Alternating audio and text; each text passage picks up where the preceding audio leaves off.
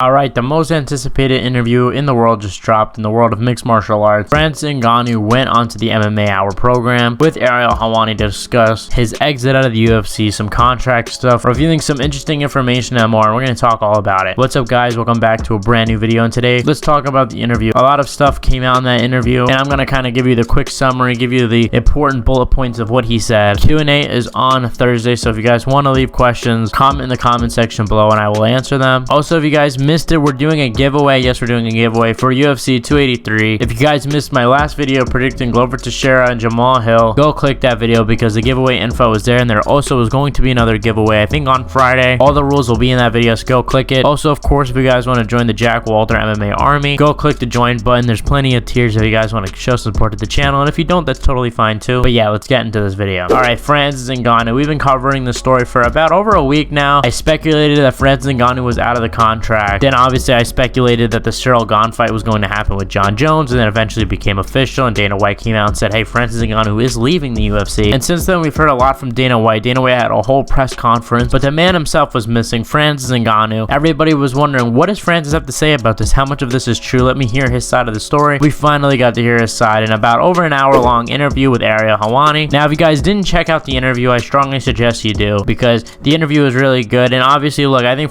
Ariel Helwani is the best interviewer, not just in MMA, but maybe one of the best interviewers of all time. He asks questions that fans actually want to know, so I would suggest you check out the interview. But enough fanboying for Ariel Helwani. Look, Francis revealed a lot. He started off the interview breaking down some of the negotiation that he had been going through for the UFC. Obviously, if you guys don't know, Francis Ngannou has had a lot of problems with the UFC in terms of his contract for well over a few years now. Even before he was a champion, he had a lot of problems with the contract. Once he became the champion, there were problems with his pay. He wasn't liking how he was getting paid. And in Francis' last fight, he tore his knee, so he wasn't able to fight for the past year. Now, Francis, in this year-long period, has been working with the UFC to try to come up with some sort of contract. Now, Dana White did say they offered Francis Ngannou a contract that would make him the highest paid heavyweight in UFC history. And when you compare that with someone like Brock Lesnar, who consistently sold 1 million pay-per-views, that's pretty impressive. What exactly did he want in his contract? So as we all know, he did want boxing. He wanted to be able to branch out of MMA, do other things like boxing without the UFC's permission. Obviously, this is extremely unrealistic. And another thing Francis wanted was healthcare for all fighters, and this is what I thought was interesting. Now, look, I'm a big believer in saying, hey, I think that the UFC should probably pay for the health insurance of UFC fighters. This is something that I'm very strong on. At the end of this video, I'll give some of my thoughts on how to improve fighter pay, but let's just talk about the interview for now. He also wanted to be able to carry a sponsorship, presumably in the cage, something that's also not allowed in the UFC. But those are some of his demands. Now, one of the more interesting parts in the interview was an Ariel Helwani asked Francis Ngannou if he was truly going to be the highest paid heavyweight in UFC history. Now, Ariel Helwani revealed that Brock Lesnar got paid around $8 million for UFC 200, and Francis confirmed that his deal was similar to $8 million per fight. Now, other than the UFC, Francis Ngannou did reveal his plan that he had a particular interest in boxing. He wants to box Tyson Fury or Anthony Joshua. Interestingly enough, he didn't mention Deontay Wilder. But let's talk about, is this realistic? And I'm gonna be honest, guys, I don't think that Fury or Joshua fight Francis Ngannou simply because there's high risk with low rewards. I mean, we don't see boxers fighting risky challenges usually, right? We usually see them fight scrubs and have very selective matchups. I don't think Francis Ngannou is an easy matchup simply because we know he has power, and all it takes is one shot from Francis. If Francis barges into Tyson Fury, who knows, maybe he catches Tyson Fury. More than likely he would end up knocked out, but he might catch Tyson Fury. Same thing with Anthony Joshua, and Anthony Joshua is coming off of 2 losses in a row. It's very risky, so I don't think that fight happens. Maybe he gets signed to the PFL, Jake Paul's PFL league, where half the fighters get half the revenue, but most of all, I'm worried for Ngannou. Look, one of the things I appreciated about Ngannou in the interview that you gotta give him props for was that he didn't sign the $8 million deal simply because he didn't want to be a sellout, and he wanted to have health care for fighters, even small fighters making 12K and 12K, and I respect that because that's something I never thought Francis would do. I said a year ago, I said, hey, Francis is talking about fighter pay, but once the UFC pays him a lot of money, he'll probably stop talking about it. But credit to Francis Ngannou because he could have signed that $8 million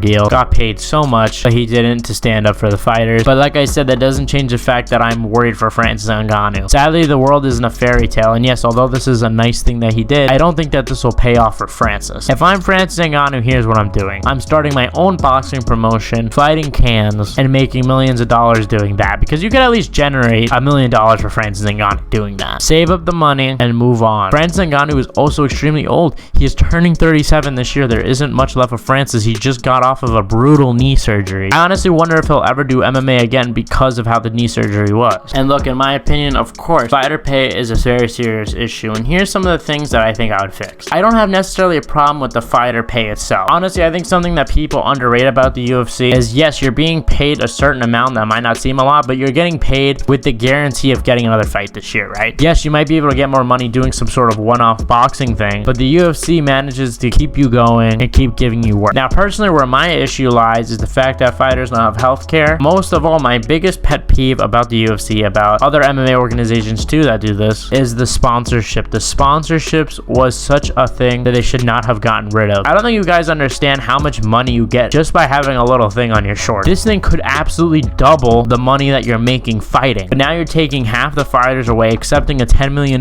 deal for crypto or whatever, and not giving any of it to the fighters. It's ridiculous. You should be able to at least have like those flags, even if you don't want the shorts. And if they did that, honestly, I would be fine with the pay. But the fact that they don't, the fact that they don't even have health care, the fact that if a guy at the bottom loses and only gets half of his purse, $12,000, has to pay health care, that's probably through the roof because they're a fighter and their rates are going to be crazy. Plus, they got to pay their coaches, taxes, you know, flights, hotels. The list goes on of expenses, and how much does a fighter actually have? And these are all serious conversations that, yes, are uncomfortable to think about as MMA fans because, yes, we love the fight, we love the UFC, we love the pay-per-views, but this is all things that we have to accept. And in my opinion, I think that we should bring back the sponsors. But I hope I didn't get too off topic. Point is, to summarize this interview, Francis Ngannou did say a lot of things, but a lot of things that he said concern me, and I'm afraid for the future of Francis Ngannou. I think that he should get a management around him, get a team, and really take full advantage of this window of time because, truth be told, he's almost 40. In about 4 years, he's going to be 40. Like, time's ticking. That's not a long time. I mean, you might be able to get, what, 12 fights at best? Maybe 15 at best? You know, I don't know. Every day Francis is wasting is another day of the time he has left. He's getting older, and I think you should act fast. Anyway, guys, I hope you guys enjoyed this video. I hope this video wasn't too long. Please leave a like, subscribe, comment, join, comment for the Q&A. Watch the last video to be in the giveaway. Thank you guys for watching, and I'll see you guys in the next one.